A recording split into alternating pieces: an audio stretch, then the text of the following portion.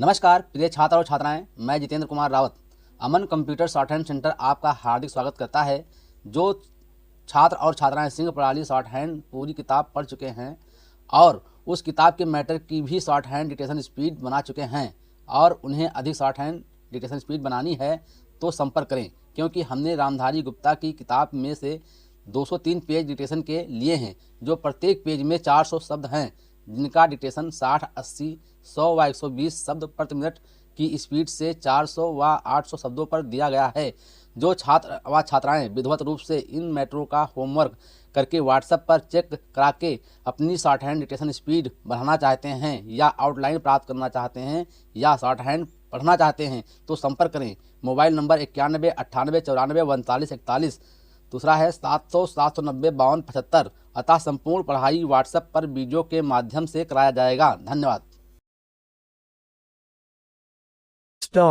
अध्यक्ष महोदय, मैं आपका आभारी हूँ कि आपने मुझे बोलने का अवसर दिया। इस देश के वर्तमान भारी संकट के समय में और विशेष रूप से उस समय जबकि हम लड़ाई से अभी निवृत्त हुए हैं और आकाश में लड़ाई के बादल दूसरी तरफ से आने शुरू हुए हैं।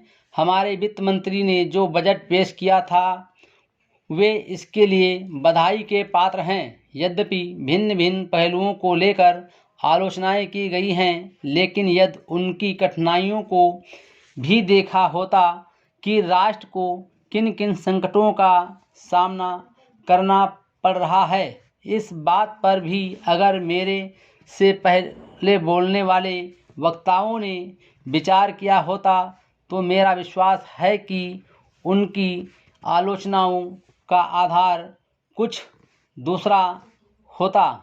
उन्होंने ऐसे कठिन अवसर पर यह एक संतुलित बजट पेश किया है, उसके लिए मैं उन्हें बार बार बधाई देता हूं, लेकिन साथ ही साथ मैं अपना ये कर्तव्य समझता हूं कि कुछ ऐसे विचार भी उनके सामने प्रस्तुत करूं जिससे उनकी कठिनाइयां कुछ हल हो जाएं।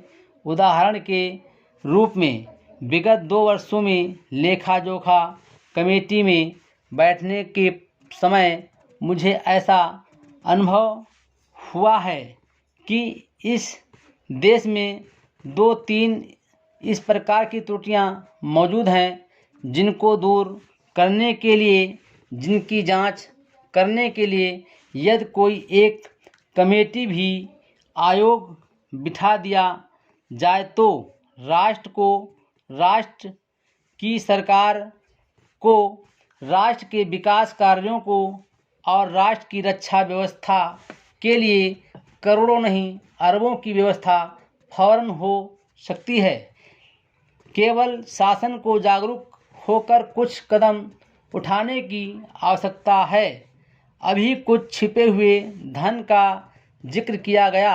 सरकार ने भी समय समय पर ऐसा आभास दिया है कि इस देश में लगभग 30,000 करोड़ रुपये का छिपा धन मौजूद है। स्वयं मैं समझ नहीं पाता हूँ कि जब सरकार ऐसा अनुभव करती है तो इसकी व्यवस्था करने में उसको दिक्कत क्या आ रही है। ऐसा मालूम होता है कि कहीं इच्छा शक्ति की कमी है।